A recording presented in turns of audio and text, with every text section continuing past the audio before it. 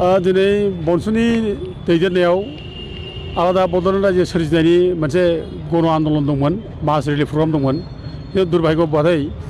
दिनै माने बे प्रग्रामखौ जानो होआखै जों मिथिदोंमोन जे पारमिसनखौ होबाय होननानै दा खिन्थु पारमिसन होनायनि उनावबो बे पारमिसनखौ मानो केन्सेल खालामफिनखो बाथ्रा बेसो साननो गोनां दा जों दुखु खालामो दा जों थेवबो गभर्नमेन्टखौ जों बुंनो लुबैयो जे जोंनि गणतान्त्रिक आन्दलनखौ जे होबथानानै जे बे आन्दलनखौ जे दबथायनो हागोन बे नङा बे आन्दलना जेसेबांखि दबथाय जागोन एसेबां गोख्रोंसिन जालांगोन दा जोंनि आन्दलना दिनै दबथाय जादों होननानै जोंखौ दिनै प्रग्राम खालामनो हायाखै बे प्रग्रामा जे बेयावनो जोबगोन बे नङा आरो बेनिफ्राय गोदान गोदान प्रग्राम जालांगोन आरो गोदान मोनसे माने स्पिरिटजों मोनसे मन'बलजों आवगायबोगोन जों बेखौ बिसास खालामो आरो जायफ्रा दिनै बे प्रग्रामाव फैदों बे प्रग्रामाव फैनाय जेसेबां माने रायजो राजा दंमोन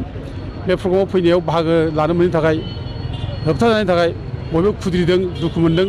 रागा जोंदों आरो बे रागा जोंनानै दिनै बिसोर माने आरो बांसिननिफ्राय बांसिन माने गोख्रोंनिफ्राय गोख्रोंसिन आन्दलन खालामनांगौ होननानै बिथांमोना बुंलांदों दा आं आसा खालामो फैगौ दिनफ्राव आरोबाव जोंनि आन्दलना गोख्रोंनिफ्राय गोख्रों जालांगोन जोंनि आन्दलनखौ होबथानाय नङा बड'लेण्डआ जोंनि थैस' थांस' बड'लेण्डखौ जोंनो नांगौ बड'लेण्ड मोनाबा जा खुनु राहा गैया जों थैथांब्लाबो जेरैब्लाबो जों बे बड'लेण्डखौ सोरजिनांगोन जों बे समायखिया जोंहा दङ आरो आंहा मोनसे बिसास दङ जे गोदो बड'फा उपेन्द्र ब्रह्मआ जे खोथा बुंलांदोंमोन जे जोंखौ बुंदों जोंनि बिदि लोगोमोन उपेन्द्र ब्रह्मनि जों लोगो मावग्रा लोगो आं बिनि ट्रेजारारमोन बे समनि दा उथे बिथाङा बुंलांदों जोङो माने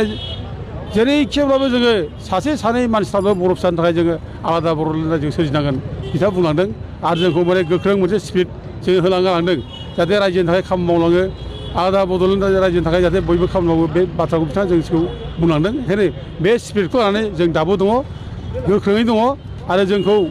खुनु पुलिस मिलिटारिया बुख्रुबनानै जोंखौ सेस खालामनो हाया जोंखौ नाख्रेबनानै सेस खालामनो हाया दा जों नुदों दिनै आसाम गभर्नमेन्टआ जे जोंनि प्रग्रामखौ दिनै होबथादों बे होबथानायाव हयथ' जोंनि गेजेराव गोबां आसाम गभर्नमेन्टखौ माने थुलुंगा होग्रा दङ बादा होग्रा दङ बुंगोन हयथ' बे प्रग्रामाव जाहोन नाङा बायदिसिना खोथा बुंगोन दा जों बेखौ माने खोनासंनो नाङा जोंहा रायजो राजाफ्रा बयबो जोङो मोनसे माने थांखियाव जों सफैनांगौ जे आलादा बड'लेण्ड रायजो नङाबा जोंहा जेबो उफाय गैया जों बेखौ दिनै रायजो राजाफ्रा बे थांखियाव जों ज' जानांगौ हारि हिसाबै बेनिखायनो माहारि हिसाबै थांनानै थानो थाखाय जोंनो आलादा न'खरखौ नांथारगौ बे जोंनि गोदो गोदायनि दाबि पिटिसिआबो उदेस्य दाबिदोंमोन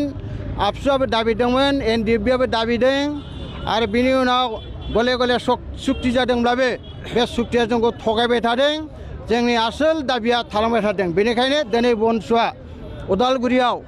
बे हाबाफारिनि गेजेरजों बे दाबिखौ दैखांदों बे दाबिया एकेबारे न्याय्य दाबि जास्टिफाइड कन्स्टिटिउसनेल आरो बेखौ भारत सरकारा मानिनानै लानांगोन मानोना जोंहा हिस्ट्रिकेल बेकग्राउन्ड दङ जोंहा गासैबो बेसिस दङ जोंहा गावहानो राव थुनलाइ हारिमु गावहानो सिनायथि आलादायै दंखायो गतिके बेबायदि मोनसे डिस्टिंक्ट मोनसे एथनिसिटि मोनसे जोंहा सिनायथि थानाय मोनसे हारि जाय हारिया गोदो रायजो दङमोन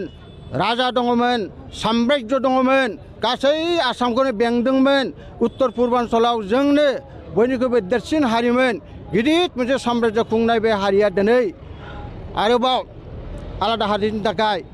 संग्राम खालामफिननो गोनां जानाया जोबोद दुखुनि बाथ्रा।